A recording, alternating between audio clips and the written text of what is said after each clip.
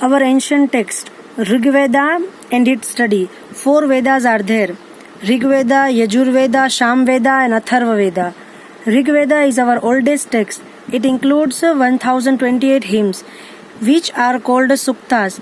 Rigveda is a repository of ancient knowledge. It is written in old Sanskrit or a Vedic Sanskrit language. With the help of Rigveda, we get information about political, social, economic and religious life of Aryans. Historians, archaeologists study Vedas along with a release to know about history. Some of hymns of Rigveda are in a dialogue form. 4 वेद है, ऋग्वेद, अजुर्वेद, सामवेद और अथर्ववेद. ऋग्वेद हमारा प्राचीनतम ग्रंथ है. इसमें 1028 भजन शामिल है जिन्हें सुक्ता कहा जाता है. ऋग्वेद प्राचीन ज्ञान का भंडार है. यहाँ पुरानी संस्कृत या वैदिक संस्कृत भाषा में लिखा गया है. ऋग्वेद की मदद से हमें आर्यों के राजनीतिक और सामाजिक और आर्थिक या फिर धार्मिक जीवन के बारे में भी जानकारी मिलती है. इतिहासकारों, पुरातत्वविदों ने इतिहास के बारे में जानने के लिए अवशेषों के साथ वेदों का अध्ययन किया है. ऋग्वेद के कुछ भजन संवाद के रूप में, संवाद यानी कि डायलॉग के रूप में है. There are references of life of common man in Rigveda. There are references of a political institution like Gana, Sabha and Samiti. Sabha was a smaller institution as compared to Samiti. Head of the state sat in it and discussed important issues of the state and gave justice. The Samiti was an elaborate body that elected the king. Army chief and a priest were appointed to assist the king. One of the work of king was Gaveshna. Gaveshna means war. From Rigveda we get a reference of battles between 10 kings. 10 kings on the banks of a Ravi river. Rigveda में आम आदमी के जीवन के संदर्भ है. गण, सभा और समिति जैसे राजनीतिक संस्थाओं के संदर्भ है. समिति की तुलना में सभा एक छोटी संस्था थी. राज्य के मुखिया उसमें बैठ गए और राज्य के महत्वपूर्ण मुद्दों को खारिज कर दिया और न्याय दिया. समिति एक निर्वाचित निकाय थी जिसने राजा को चुना था. राजा की सहायता के लिए सेना प्रमुख और पुजारी नियुक्त किए गए. राजा के काम में से एक था गौशाना. गौशाना का अर्थ है युद्ध.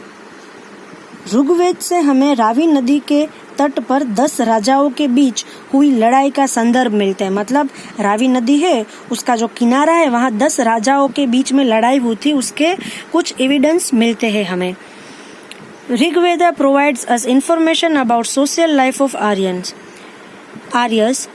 One of the unit of society was family, and family system was patriarchal and it was also joint family system. Society was not divided into caste and races, so all were equal in the society.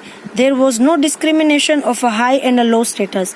Women had a high status in society. Feminism was there and women were considered as a co-worker and their presence in yagna was essential.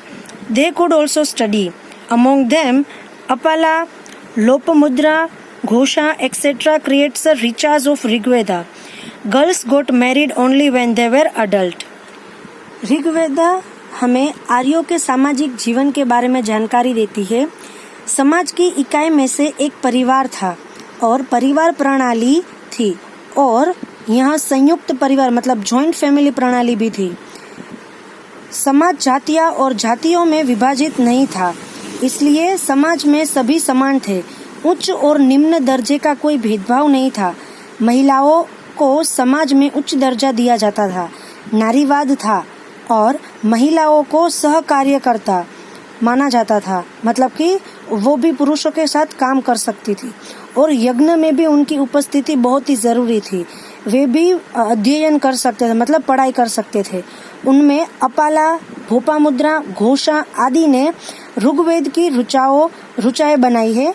लड़कियों की शादी तभी हुई जाती थी जब वो adult मतलब कि शादी करने लायक हो जाती थी. Mention of worship of nature is found in Rig Veda. Worshipping of Indra, Varun, Agni, Surya, etc. is mentioned in Rig Veda. There is mention of Usha as a goddess of morning and Aditi as a goddess of evening. Cows, horses, and bulls have been discussed at many places in Rig Veda.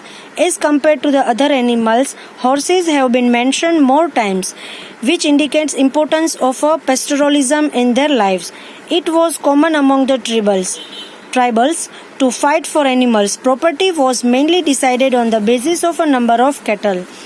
Animal husbandry was done collectively and agriculture was the secondary in the early stage of Rigvedic age. प्रकृति की पूजा का उल्लेख ऋग्वेदा में किया जाता है। ऋग्वेद में इंद्र, वरुण, अग्नि, सूर्य आदि की पूजा का उल्लेख है। उषा का उल्लेख सुबह की देवी और संध्या की देवी अदिति के रूप में मिलता है। ऋग्वेद में कई स्थानों पर गाय, घोड़े और बैल की चर्चा की गई है। अन्य जानवरों की तुलना में घोड़ों का अधिक बार उल्लेख किया गया, मतलब कि घोड़ों के बारे में बहुत बार बातें की गई है, जो उनके जीवन में देहातीपन के महत्व को दर्शाया जाता है। आदिवासियों में जानवरों के लिए लड़ाई होना आम बात थी। संपत्ति मुख्य रूप से जानवरों की संख्या पर आधार रखती थी, मतलब कि जिसके पास ज्यादा जानवर है वो सबसे ज्यादा ताकतवर है। पशुपालन सामूहिक रूप से किया जाता था और ऋग्वैदिक काल के प्रारंभिक दौर में कृषि माध्यमिक थी, मतलब कि पहले जो है कि एनिमल है वो सबसे ज्यादा हिम्मत वाला है और दूसरे में जो होता है एग्रीकल्चर, उसको इम्पोर्टेंस दिया जाता था। तो यहाँ ये अपना चैप्टर खत्म होता है। Thank you.